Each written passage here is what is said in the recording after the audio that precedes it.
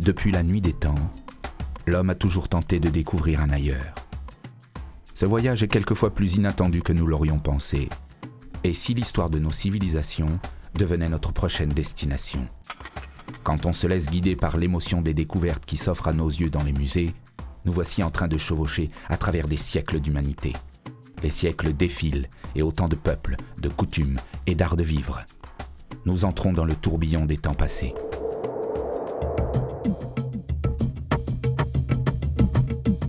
Ce voyage extraordinaire, nous le devons à des guides qui n'ont jamais perdu leur âme d'enfant et qui ont su garder un regard curieux dans l'exercice de leur métier.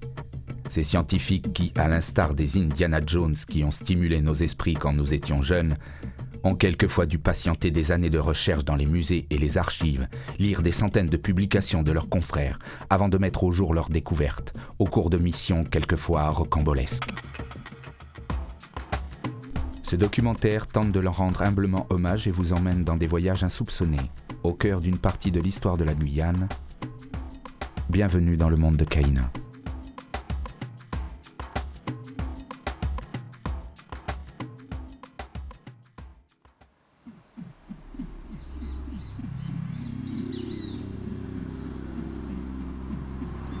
Aujourd'hui, Cayenne est la capitale d'un département d'outre-mer semblable aux autres. Bruyante, engorgée par trop de voitures, victime de sa surpopulation. Mais qui se souvient qu'au XVIIe siècle, cette ville n'était qu'un petit bourg qui sommeillait à la chaleur du zénith, entouré de grandes propriétés agricoles que faisaient prospérer certains notables et ecclésiastiques grâce à la sueur et aux larmes de milliers d'esclaves.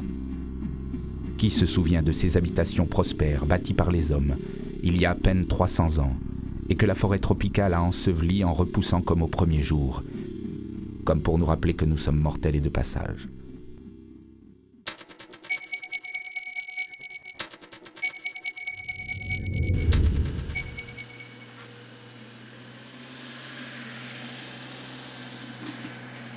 Les habitations en Guyane, c'est une période qui est particulièrement importante dans la constitution de ce pays, puisque le modèle colonial guyanais, instauré dès le milieu du XVIIe siècle, c'est l'exploitation de la production et l'exploitation de denrées coloniales sous la forme d'habitation. Ce mot désigne une plantation, c'est-à-dire un ensemble de constructions, de manufactures, de cultures qui sont exploitées selon le régime esclavagiste.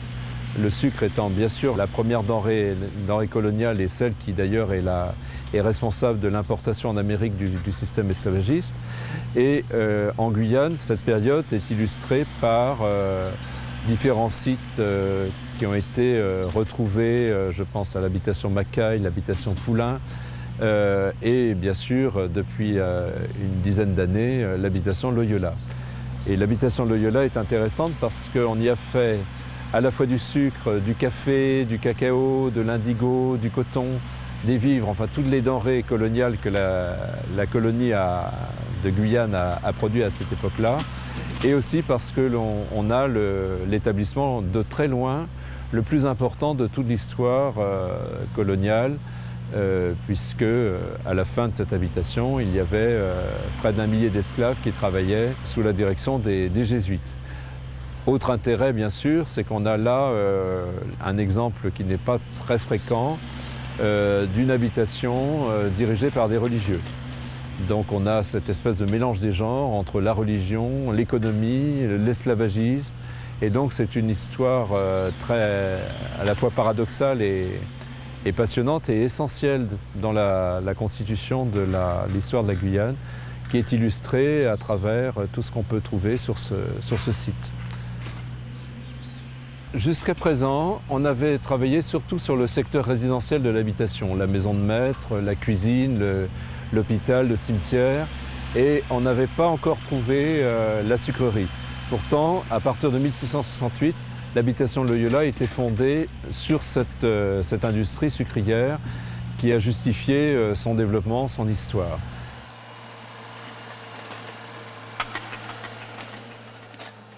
Dans les archives, il était dit que les jésuites fabriquaient du sucre sur la colline du Moulin à Vent. Donc nous avons prospecté autour du moulin à vent qui est toujours intact, qui se trouve derrière moi. Et depuis 2 ans, eh bien, nous commençons à sortir la sucrerie de terre. Et grâce à la pelle mécanique, eh bien, un mur vient d'apparaître en très grosse construction. Donc en cuirasse ferralitique, c'est-à-dire la latérite. Et nous supposons pour le moment que ce serait la chaufferie, c'est-à-dire l'endroit où on cuit le sucre. Donc il faut attendre la fin de la fouille pour confirmer ou infirmer cette hypothèse et voir eh bien, si effectivement nous retrouvons des éléments de cuisson à l'intérieur du bâtiment. Donc voilà un objet qui a été trouvé au cours de la fouille de cet été à Loyola. Alors c'est un objet qui est dans sa gangue de, je ne sais pas si c'est de la rouille, enfin des concrétions où il y a beaucoup de terre. On a préféré le laisser tel quel. C'est la première fois qu'on trouve une pièce avec cette morphologie qui est probablement un outil. On a cherché dans l'encyclopédie, on n'a pas encore trouvé quoi que ce soit qui puisse être comparé.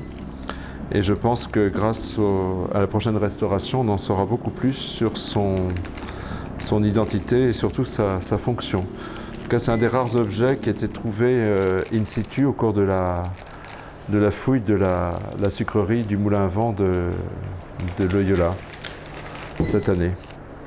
Alors moi, ce que je fais ici sur les objets qui sont issus récemment de fouilles, c'est que je dégage la terre et je cherche les différentes stratigraphies de la corrosion pour un peu préparer le travail qu'on aura à faire au laboratoire. Donc en fait, le but principal du dégagement des objets, c'est d'essayer de retrouver la surface de l'objet au moment de son abandon. Et c'est cette surface qui est porteuse de toutes les informations qui vont permettre l'étude des objets. C'est d'éventuels décors, des poinçons, des traces de fabrication. Un élément de la recherche qui est important aussi, c'est de détecter les matériaux organiques qui sont présents sur les objets. Et là en particulier, comme c'est une hache, c'est possible qu'on retrouve des fragments de bois minéralisés, donc totalement imprégnés de produits de corrosion à l'intérieur de l'emmanchement. Donc là, essayer de trouver ça pour permettre des analyses et des identifications des essences. Donc c'est ça ce qui est important dans cette étape, c'est de trouver tous les détails structurels qui vont donner toutes les informations archéologiques pour l'étude. On a orienté depuis 4 ans les recherches dans le secteur du moulin à vent.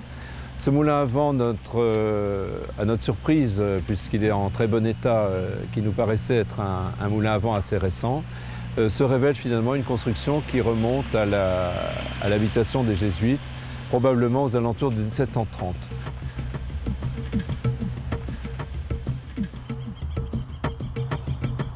Donc ce moulin à vent a été classé monument historique et nous espérons à moyen terme une restauration du moulin pour pouvoir envisager un aménagement d'un parc pour le public, pour qu'il puisse d'abord admirer un des rares vestiges du XVIIIe siècle entier, voire le seul vestige du XVIIIe siècle entier de Guyane. Et puis nous espérons une restauration rapide parce que le moulin, tel que vous le voyez, il y a un arbre à l'intérieur qui tape contre le mur et le moulin est en train de s'ouvrir en deux. Donc les services compétents ont été alertés et eh bien, nous espérons une intervention assez rapide de l'architecte en chef des bâtiments de France et un aménagement du site eh bien, par la mairie et l'ONF.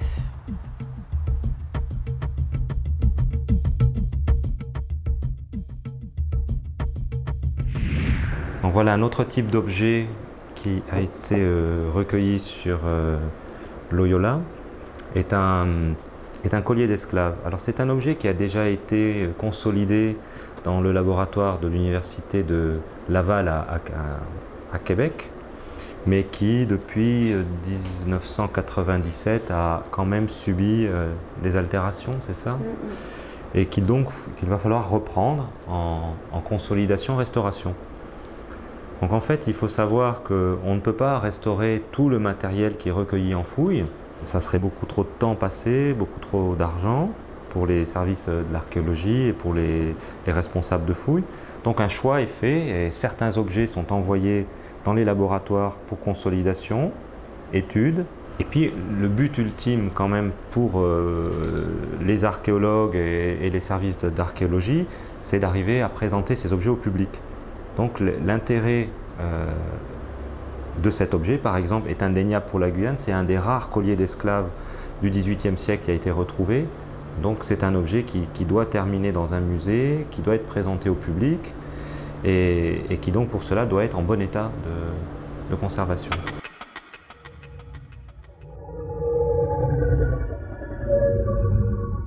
L'intérêt de l'archéologie coloniale par rapport à l'histoire de l'esclavage, c'est en quelque sorte de redonner la parole à des gens qui ne l'avaient pas.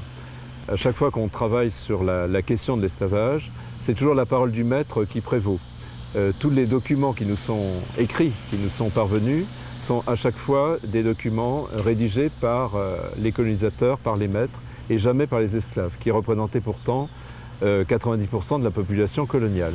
Donc l'archéologie est un moyen de reconstituer les conditions de vie, le travail, puisque tout ce qui a été construit il a été par la main des esclaves, par leur talent, leur labeur.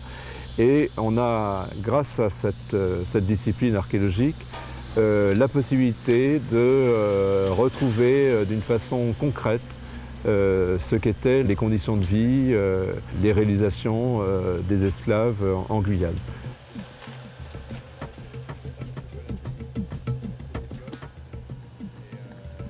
Il y a un élément d'ailleurs qui a été très étudié en Guyane depuis une vingtaine d'années. Je veux parler des pipes qui étaient fabriquées par les esclaves pour la consommation du tabac. Et ces pipes en terre cuite révèlent des décors qui sont directement inspirés de l'Afrique. Donc là on a un exemple de témoignage extrêmement précieux et émouvant de la réalité, je dirais, culturelle de ces populations. Et donc grâce à ça, on a une image, même aussi faible soit-elle, mais en tout cas bien précieuse, de ce qu'était l'esclavage en Guyane au XVIIe, au XVIIe, XVIIIe siècle.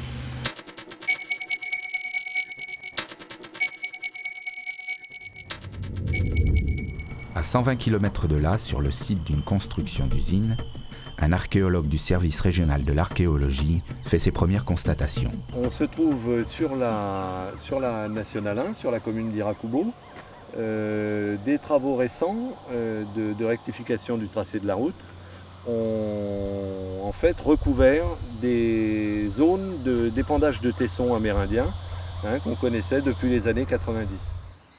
Aujourd'hui, grâce aux nouvelles dispositions de la loi, les aménageurs sont heureusement dans l'obligation de signaler toute découverte apparaissant lors de chantiers d'aménagement.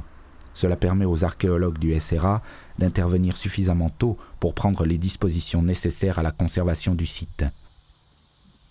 Oui, donc là on a un exemple de passage de bulldozer qui a écrasé donc en partie des pièces qui sans être complètes devaient être quand même assez importantes. Et le ruissellement a nettoyé en fait l'ensemble et on retrouve les pièces en place. Alors évidemment il y a toute une partie qui a disparu, mais on a des résidus d'occupation amérindienne. Si, ça a l'air d'être de la platine à manioc, ça. En fait on a voilà, elle a été écrasée en place apparemment. Ah ouais, c'est une super platine à manioc, ça. Ouais, il y est toujours. Le bulle lui a pas fait que du bien. Alors ça vient du dégagement. Le problème ici, c'est qu'on dégage le terrain avant toute autorisation. Résultat, comme c'est en surface, en général, le site a déjà pas mal souffert quand on arrive. À moins qu'on ait réussi à faire les prospections préalables au moment où c'est encore boisé.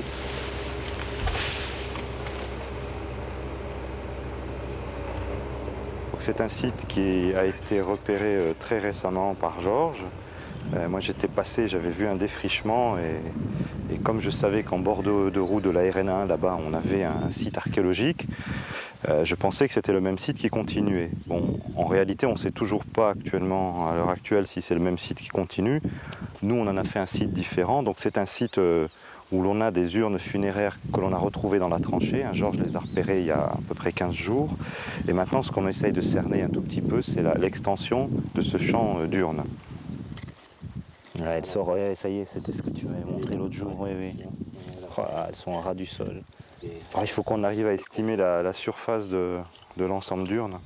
Regarde, ça fait une ligne là. Ah non, elle est là. Eh non, c'en est une autre. C'en est une autre. C'en est une autre. Ouais. Tiens, bah celle-là, on la connaissait pas. Ah vache. Regarde ça, allez. Elle sort bien. Oh, ça va être intéressant ici. Regarde ça. Ah, tu l'as bien là. Et Ouais. puis c'est un gros... Donc ici, ce que l'on va faire, c'est délimiter l'ensemble de la zone funéraire pour permettre ou de la zone de, si ce n'est pas une zone funéraire, hein, de la zone importante de vestiges, dense de vestiges, pour permettre à l'aménageur de construire son usine. Parce qu'ici, il veut construire une usine, une briqueterie. Donc c'est un travail d'archéologie préventive qui se fait normalement avant tout aménagement, mais là, en creusant le canal de drainage, et en déforestant, ils ont mis au jour tous les vestiges qui sont à fleur de terre, comme tu peux le voir. Hein. C'est vraiment... autre chose, là. Ici. Ouais. Un petit bol, sûrement. Se ramasser, là. Ici. Regarde, on voit les fosses en plus. Bon, ça va, c'est quand même très sableux, c'est facile à fouiller. Hein. Ouais. Ah, ouais, ça se Il y a un peu d'argile, mais pas grand-chose. Voilà. Ça se fouille bien, ça, comme... Ah, ça peut être un super chantier pour des jeunes, ça en plus. Donc voilà les derniers tessons que l'on vient de laver, qui proviennent donc du site d'Irap-Kubo, où l'on était la semaine dernière. Nous nous retrouvons sur un site qui est sûrement quand même un site d'habitat, parce qu'on a beaucoup de pierres aussi taillées. Vous voyez, on a quelques belles pièces de hache polies, de très bonne qualité, et on a d'autres céramiques qui ne sont pas des urnes ou des marmites de type funéraire, comme celles qui sont connues anciennement en Guyane.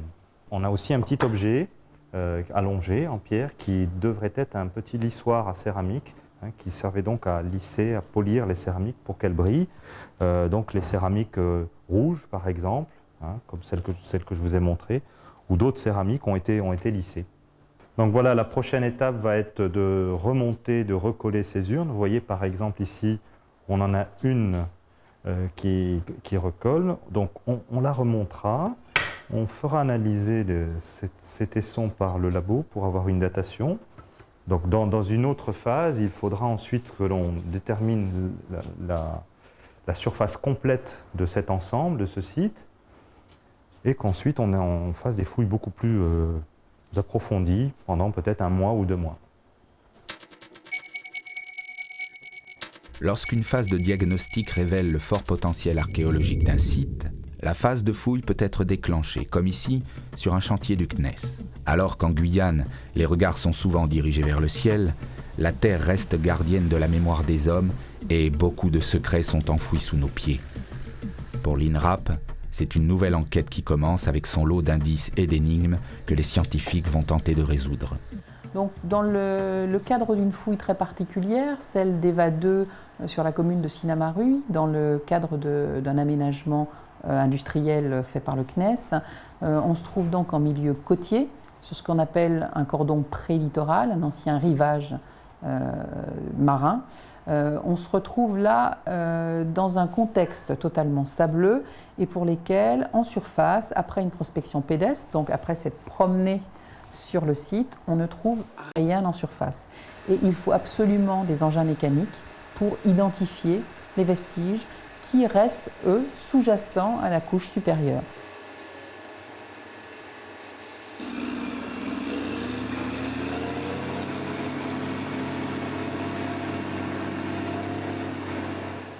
Grâce à l'aide des engins du chantier du CNES, l'équipe de l'INRAP découvre des indices enfouis à une vingtaine de centimètres de profondeur.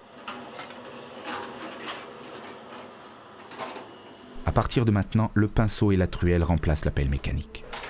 Et peu à peu, après des heures d'effort sous une chaleur accablante, une céramique de grande taille apparaît.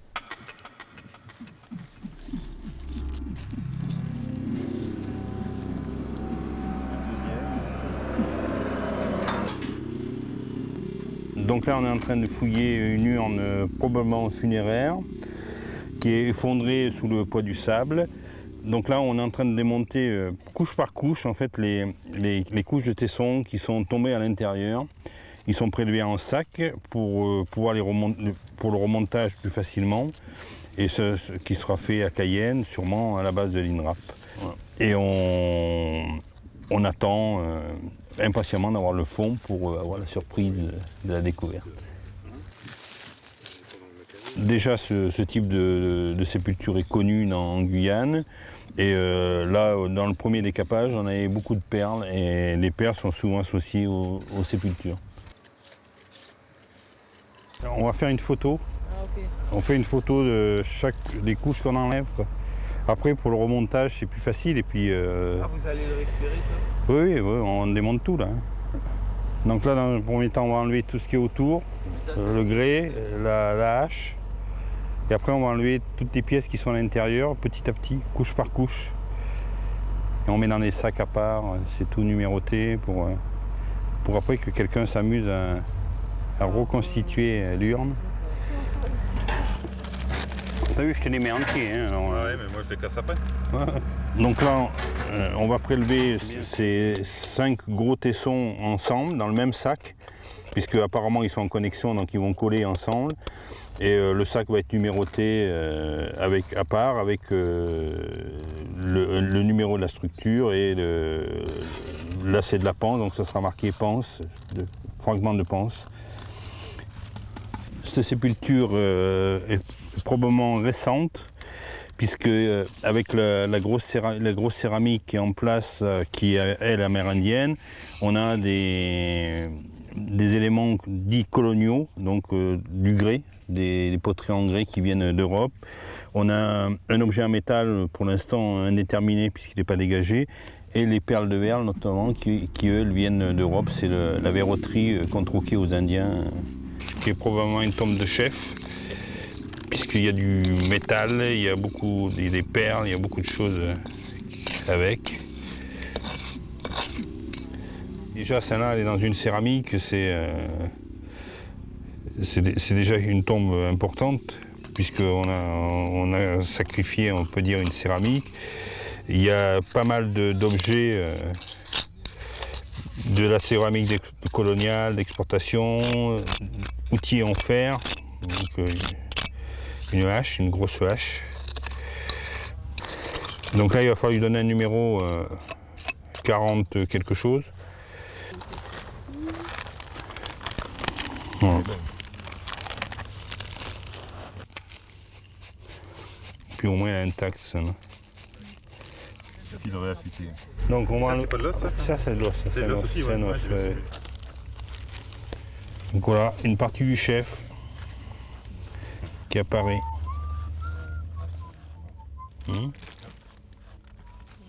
Dans cette phase d'extraction de céramique, le moindre fragment a son importance, car seule une analyse précise de tout le contenu de cette urne funéraire peut permettre de reconstituer son histoire. Tout le sédiment qu'on prélève, qu'on enlève est prélevé, gardé, il sera tamisé pour voir s'il y a des perles notamment, ou des petits éléments dedans qu'on ne voit pas forcément à la fouille. On va finir de nettoyer tout le tour. Ouais. On va laisser ce qu'il y a en place, on fera une photo et après on attaquera un peu ça. Ok, d'accord. Martin! Ah! Pardon. Hein? Un barbu. Quoi? Un barbu. Regarde. Ça va être une belle cruche, elle est entière. Mais il vient d'où donc? Là? Là. Là, et toi, j'ai la suite. C'est Là. trop vite pour moi. La découverte de ce nouvel élément, comme la présence de la hache, sont autant d'indices qui apportent un éclairage nouveau sur ce site. Ils permettront peut-être de confirmer la datation des tombes de manière exacte. On met le barbu dans le cave? Ouais, on met le barbu dans le cave. C'est pas toi là? C'est moi.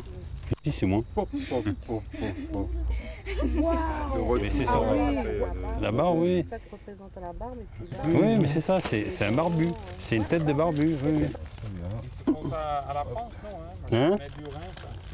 Je sais pas. Et ça, Et ça peut il n'y a pas être, de ça peut- ça peut celui-là. Poinçon. Le peu de reste et la présence seule des os longs laissent penser à l'équipe de l'INRAP que cette sépulture est une deuxième tombe, où les restes du chef amérindien ont été inhumés comme à l'accoutumée. En fait, ils ont mis que les os longs, pour l'instant, parce qu'on ne sait pas toujours, on n'est toujours pas au fond. Dans la tradition amérindienne, lors du décès d'une personne importante, le corps est laissé dans un hamac plusieurs semaines jusqu'à sa décomposition. Lorsqu'il ne reste plus que les os, ils sont disposés dans une poterie de grande taille avec les objets personnels du défunt. L'urne funéraire est ensuite enterrée dans un lieu à l'écart du village. Bon, maintenant il reste le plus délicat à faire. Ça va être de prélever cette affaire là. Ouais, là, ça va être quelque chose. Hein. Poser autour. Non, faut prélever par tesson. Hein. Ouais. C'est tout. Ouais.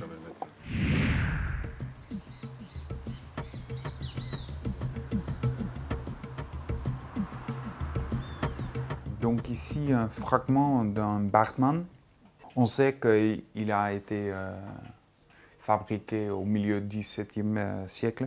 C'est que la barbe, qui a donné le nom à ce grès, à ce poterie en amont en fait, est encore très petit. Donc plus tard dans le temps, à la fin du XVIIe siècle, début du XVIIIe siècle, la barbe, il va être plus grand et plus grand, jusqu'à il couvre peut-être une grande partie de la panse de la poterie. Et ce grès a été trouvé dans le tombe 39 de sondage 16. Et par rapport à la datation de cette tombe, c'est bizarre, comme je disais, cet grès a été produit au milieu du XVIIe siècle. Et les perles qui ont été trouvées dans la même tombe dataient de début 19e siècle. Donc on a en fait un écart d'à peu près 200 ans en fait. Et comment expliquer un fait de différence de datation dans la même tombe en fait? C'est que probablement ce grès a été donc amené vers la Guyane ou le Suriname par les colons, par les Français. Et donc ce grès a resté tout ce temps, passé de père à fils. Mais donc à ce moment-là, il a été déposé dans la tombe et plus bougé. Quoi. Mais cette céramique a donc une sacrée vie vécue pendant l'époque coloniale de la Guyane.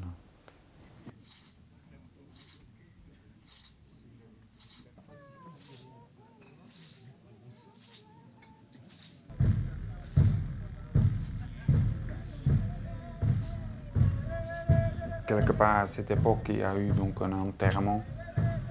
Et les gens du village, ils ont donné ce grès qui traînait déjà pendant des siècles en fait. Dans la famille, ils ont donné. Peut-être c'était quelqu'un d'important, je ne sais pas. Déjà, le tombe et la forme de la sépulture étaient différents de toutes les autres sépultures qu'on a trouvées sur le site. Donc c'est fort possible, c'était quelqu'un d'importance.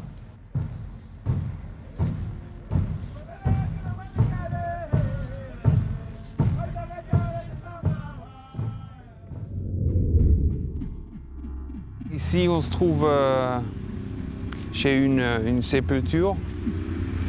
Vous voyez ici une fosse qui était fouillée et ils ont laissé l'individu glisser dans le tombeau en fait. Vous voyez ici la tête,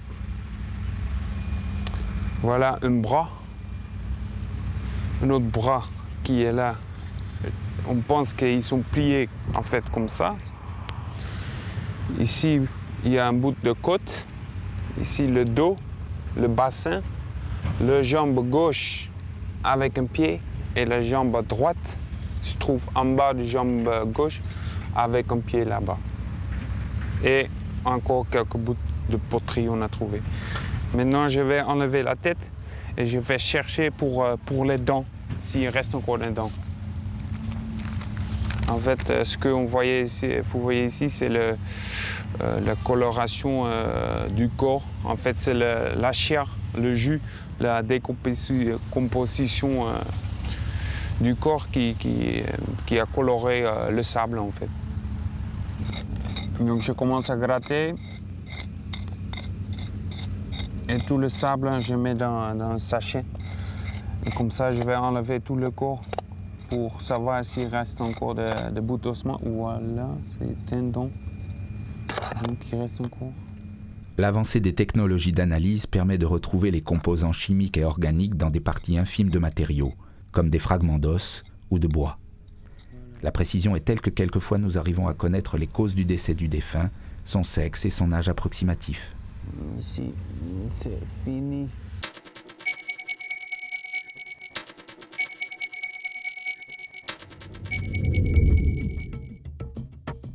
Le long du fleuve Maroni, sur le tracé de la route de Saint-Laurent rejoignant Apatou, une autre équipe de l'INRAP commence une phase de diagnostic en pleine forêt tropicale. Dans le cadre d'un diagnostic, on va prendre l'exemple forestier, celui du plateau des Ananas, où là, la prospection pédestre livre quelques éléments rares, mais où il faut intervenir à nouveau à l'aide d'engins mécaniques. Donc l'accès dans le cadre de ce diagnostic était aisé parce qu'une partie d'une route était déjà en place, mais à l'origine, lorsque le diagnostic a eu lieu, il n'y avait pas de route.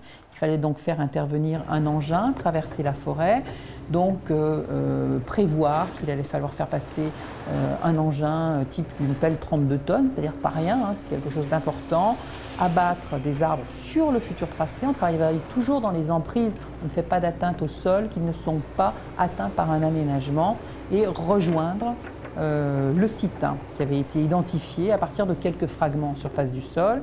Et à partir de ce moment-là, la pelle abattait des arbres et l'équipe archéologique intervenait jusqu'au niveau archéologique. Alors là, en continuant d'ouvrir la tranchée et en reculant, on est tombé sur une tache brune, différente du sédiment autour, du sable jaune, avec des charbons à l'intérieur. Donc on s'est arrêté dessus parce que ça peut être l'indice d'une occupation humaine, c'est-à-dire que ça peut être un fait anthropique réalisé par l'homme. On a des charbons à l'intérieur, ce qui confirme le fait, mais sachant qu'on est dans une zone avec beaucoup de racines, on peut aussi avoir une infiltration des charbons par des racines de surface. Donc ça peut très bien être quelque chose de contemporain ou de lié à un paléo-incendie ou à un incendie ou à un travail de l'homme sur la forêt, comme ça peut être lié à une occupation ancienne. Donc on a ouvert un petit peu à côté, voir si on en trouvait d'autres. C'est un fait isolé que l'on va quand même enregistrer au cas où, mais à première vue comme ça, ça ne sera pas anthropique, ça sera quelque chose de naturel. On devrait arriver à la voir en plus grand. Voilà, là on la voit bien. Donc en fait, là on a reçu les relevés topographiques du diagnostic de la carrière des Ananas. Donc ici, on a les relevés des tranchées, le dessin de toutes nos tranchées sur le terrain, donc qui sont ici. Voilà, donc on voit à peu près toutes les tranchées qu'on a faites, sachant que toutes celles-là étaient négatives, c'est-à-dire qu'on n'avait rien trouvé. Et quand on arrive ici, on a toutes nos tranchées dans lesquelles on a trouvé le matériel, les concentrations de cailloux. Et on se rend compte avec la levée topographique que ici, on a l'autre site qu'avait fouillé Michael Mestre, le plateau des mines. Et on voit bien qu'on a à peu près une centaine de mètres entre les deux sites, ce qui nous permet de dire aujourd'hui que c'est très certainement le même site. Donc on a vraiment l'extension du site, et là ça devient très intéressant. Alors que la recherche de traces archéologiques requiert beaucoup de patience et de minutie, l'emploi de gros matériel d'excavation par les aménageurs est aujourd'hui une bénédiction pour les archéologues, qui gagnent un temps précieux dans leurs recherches durant les phases de diagnostic. Alors nous sommes sur la 10e tranchée de la parcelle, c'est-à-dire la dernière tranchée que nous avons effectuée à la pelleteuse. Et c'est seulement ici que nous avons trouvé des galets de quartz. Alors quand on trouve un galet de quartz avec la pelleteuse, on arrête de travailler directement et on termine le travail comme je suis en train de le faire à la main. Ces galets de quartz sont des indices qui nous mettent la puce à l'oreille, à savoir est-ce qu'il s'agit de galets qui font penser à une occupation humaine ou est-ce qu'il peut s'agir aussi de filons de quartz naturels. La fouille ici montre une forme circulaire avec certains galets qui paraissent être taillés par l'homme, qui peuvent nous faire penser donc à une occupation, à une forme anthropique ici. Ce site est extrêmement intéressant parce qu'en fait, généralement en Guyane française, les sites, on les repère par la présence importante de céramique, de poterie. Alors que là, il n'y a aucun morceau de poterie. Donc ce site pose beaucoup de questions parce que tout de suite, il apparaît comme peut-être très ancien. Alors là, à première vue, on ne sait pas du tout, mais alors vraiment pas du tout, si c'est un cassage naturel ou si ce galet a été cassé par l'homme. La cassure n'est pas super nette. Bon, c'est une pointe, ça peut être fait naturellement, mais c'est quand même... pour qu'il y ait un tranchant comme ceci et une pointe comme celle-ci, bon, on peut se demander si c'est pas effectivement fait par l'homme. Alors ça, pour le savoir, une fois qu'on aura fini de décaper, donc d'enlever le sable qui est autour des cailloux, de faire les photos, les rendus, dessins, etc. On prélève le matériel qui va ensuite être nettoyé par nous, marqué, et puis analysé. Donc là, c'est les spécialistes en lithique d'ici qui vont essayer de déterminer s'il y a eu percussion et si donc ça a été taillé par l'homme. Donc en fait sur le site, on a prélevé donc tous les quartz que l'on voyait en concentration et autour des concentrations. On les a prélevés avec le topographe au théodolite à laser pour les pointer, pour les situer dans l'espace, en leur donnant à chacun un numéro. Donc toutes ces pièces qui ont été numérotées, la mise en sac, on les ressort, on les étale donc sur les tables, on les replace dans l'ordre de leur numérotation. On les lave et une fois qu'ils sont lavés, on va les marquer pour leur mettre leur petit numéro pour ensuite pouvoir les étudier. Donc par exemple, là on a un galet qu'on a ramassé sur lequel on a des traces noires qui peuvent être dues soit aux végétaux, soit éventuellement à de la chauffe. Ça pourrait être un foyer. Les autres quartz qu'on a là, notamment les galets, là, sont intéressants parce qu'on peut regarder dessus, voir si on a des stigmates d'utilisation, s'ils ont servi de percuteurs ou s'ils ont été eux-mêmes taillés. Après, on va avoir des éclats, des gros éclats, des cassons. Donc tout ça est étudié pour déterminer si ce sont des outils ou si ce sont simplement des fragments de quartz éclatés dans le sol de manière naturelle. C'est la totalité de la collection lithique qui a été ramassée donc, à l'occasion de ce diagnostic. Donc c'est principalement une industrie sur quartz, donc on n'a pas de céramique. Donc c'est un site qui sera a priori assez ancien. Et donc on voit qu'il y a une majorité d'enclumes qui portent des traces de percussion. On les voit ici, des stigmates d'utilisation. Ou encore là. Et puis énormément de percuteurs, des nucléus, beaucoup d'éclats. Donc on voit une série de traces de percussion ici. Donc des traces de frappes répétées en fait. C'est une surface abrasée. Donc ça témoigne d'une utilisation répétée pour obtenir en fait un éclat prédéterminé, façonner un outil, quoi. Donc on a trouvé sur le site plus de 400 objets et pièces lithiques qui portent pour la plupart des stigmates d'utilisation, donc qui ont été façonnés par l'homme et utilisés par l'homme sur une a priori une longue durée. Et donc plusieurs structures qui se présentent sous la forme de concentrations lithiques de petites dimensions, je dirais, elles font entre 30 et 40 cm en moyenne. Et donc les méthodes pour essayer de dater ce site ont été tout d'abord d'essayer la thermoluminescence, parce qu'il apparaissait que ces concentrations lithiques étaient peut-être d'anciens foyers et avaient peut-être présenté des traces de chauffe, du moins sur les galets de quartz. Donc on a eu un premier résultat qui nous a donné fin du 6e millénaire, et pour au moins un galet, où les résultats étaient facilement reproductibles. Et donc ensuite on a aussi une présence de charbon de bois à l'intérieur de ces structures. On a essayé de faire des datations C14, et donc on a eu 4 résultats par 2 laboratoires différents qui donnent aussi fin du 6e millénaire. Donc, ce qui fait qu'au total on a 5 datations, une par thermoluminescence et 4 autres par donc datation C14 AMS, qui donne en plein 5200, 5000, donc toute fin du 6e millénaire. Et donc ce qui fait que ce site-là, a priori, serait pour l'instant le plus ancien des Guyanes et a un intérêt scientifique de tout premier ordre, quoi.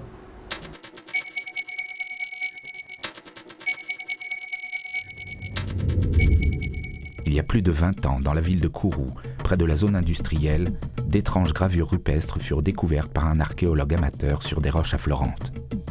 Elles laissent encore aujourd'hui les scientifiques songeurs, car aucun élément ne permet de déterminer leur origine. Ces gravures se trouvent sur 3 bancs rocheux de mica schiste, donc une roche relativement tendre, métamorphique, et qui a tenu jusqu'ici parce qu'elle était protégée naturellement par les arbres et par le couvert.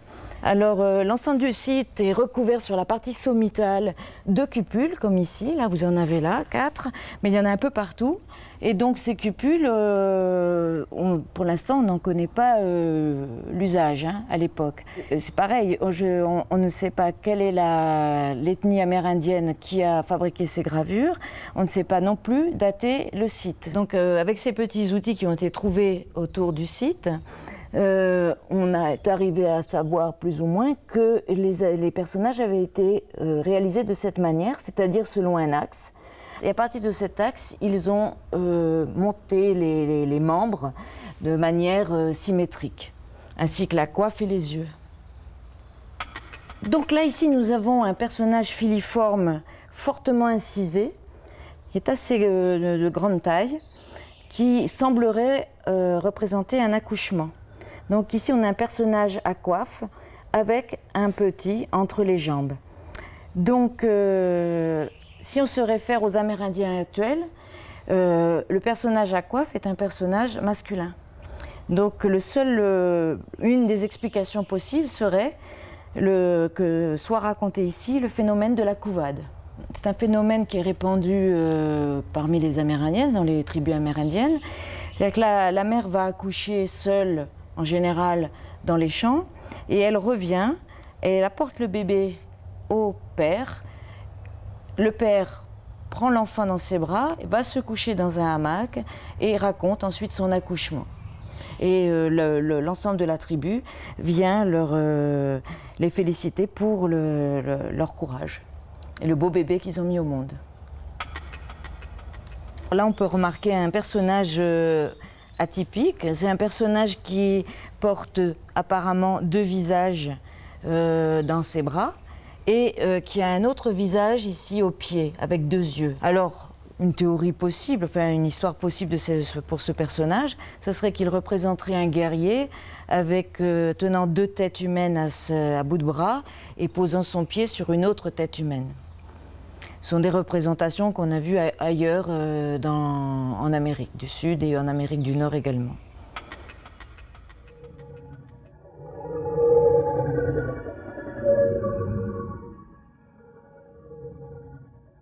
Là, vous avez un polissoir à réserve d'eau naturelle, c'est-à-dire que c'est un creux de rocher naturel dans lequel on pouvait mettre de l'eau, et puis dès qu'on a la pluie, eh bien l'eau reste là. Donc pour polir, on a besoin de sable et d'eau, toujours à notre disposition. Donc là, ici, vous avez une première surface de polissage, et là une seconde. Et là également à ce niveau-là. Donc la partie sur le bord là est érodée. Donc il semble que ce type de rocher qui s'appelle les hippopotames de savane se trouvait autrefois dans un ancien bras du Kourou, qui ne passe plus par là. Donc on suppose qu'il y avait de l'eau qui passait là et il y avait du sable à proximité. Ces hippopotames de savane, on les retrouve un petit peu partout en Guyane. Et généralement, très souvent, ils sont gravés ou on trouve des polissoirs dessus. Et dans les seaux, pratiquement partout, on trouve des polissoirs.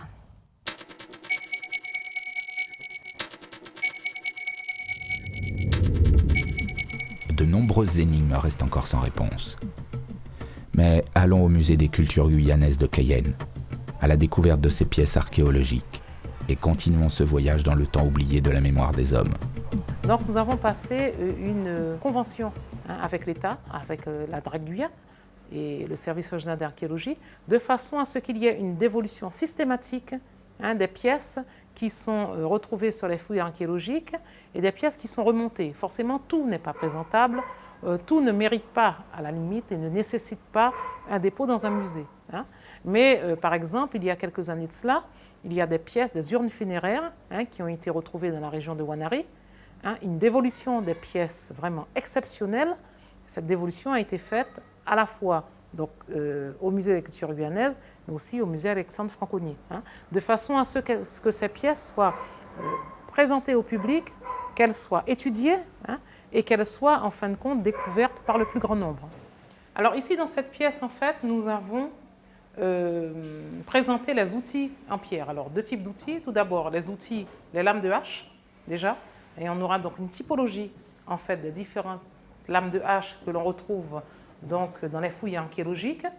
Et nous avons donc les haches emmanchées qui font partie donc à la fois des collections du musée et de celles donc du SRA, qui sont bien entendu très très rares.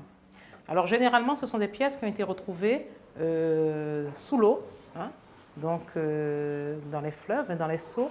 On pense que ce sont donc des canaux qui se sont retournés, qui avaient donc des personnes qui transportaient ces pièces. Ces pièces elles-mêmes se sont retrouvées en fin de compte enfouies dans le lit des fleuves, donc dans le sable, et elles ont été remontées à la surface lorsqu'il y a eu donc au niveau de leur paillage des dragues suceuses qui ont remué un peu tout cela. Donc ce sont des pièces qui souvent ont été aspirées et qui sont remontées. Voilà.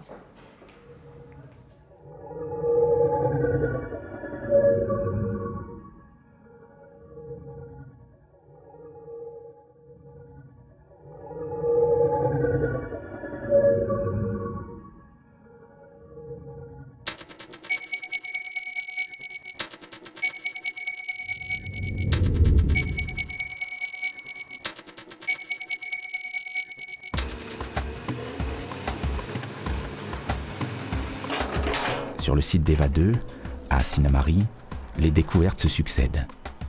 À 1 mètre de profondeur, Martin et son équipe ont trouvé les premiers indices d'une nouvelle couche archéologique.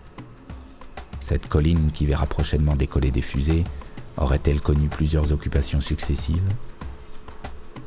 Donc on trouvait des amas de pierres qui en fait sont bien organisés, mais pour l'instant on ne sait pas encore ça correspond à quoi et qu'est-ce que ça veut dire. Maintenant, on a des idées que peut-être ils font des calages des maisons, donc des poteaux qui ont fourni de faire une maison, ou bien ils correspondent à des fours, donc de fours de préparation de la bouffe, de la viande, de faire chauffer, préparer la bouffe. Ici, je suis en train de préparer et enlever les échantillons de pollen, en fait, de chaque couche qu'on a trouvé ici sur le site. Et comme je disais, à Eva 2, il y a 2 occupations successives, en fait. Ici, on se trouve avec un niveau le plus récent, c'est la couche grise qui est ici. Et ici, on trouve la céramique amérindienne qui appartient à cette époque assez récente, donc 19e siècle, en fait. Plus en bas, on trouve la couche, une autre couche de sédiments qui est posée entre les 2 niveaux archéologiques. Et comme vous voyez ici, il y a des pierres qui correspondent à ces niveaux très anciens amérindiens en fait, du passé et qui datent pour l'instant 1300 avant Jésus-Christ. La succession de ces 2 civilisations ayant vécu ici est fascinante et nous apporte des questionnements. À 3000 ans de différence, quel était leur environnement, leur mode de vie ? Et avec les pollens, en fait, on peut déterminer l'environnement qui appartient à cette époque quand les Amérindiens vivaient ici sur la colline, en fait.